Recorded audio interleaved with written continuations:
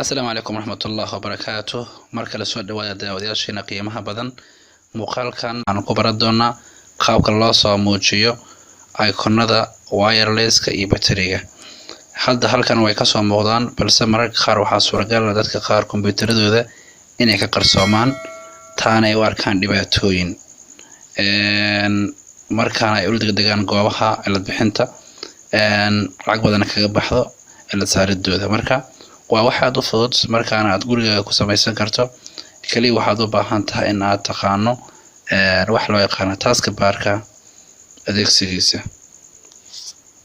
waxaad imaa taaska baarka qayb ka tirsan gaar ahaan goob bannaan waxaad klikaysaa muuska dhankiisa midig ama right click kadib waxaad ka xulanaysaa taaska bar settings kalka guji kadibna waxa ku soo bixi doonto daaqadan ballaaran kadibna waxaad samaysaa masaradan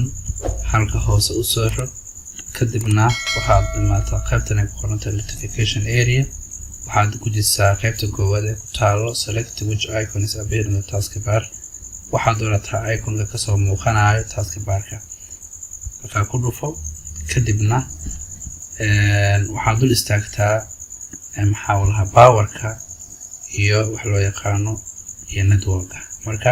markay on ku yihiin waxay ku saareen taskbarka sida ka muuqata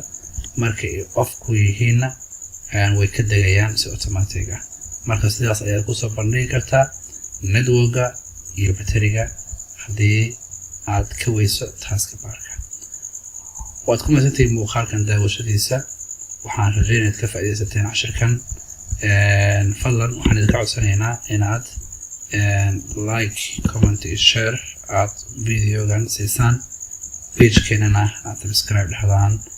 una sii gudbisaan asxaabta kale ee jecel barashada cilmiga kombiyuutarka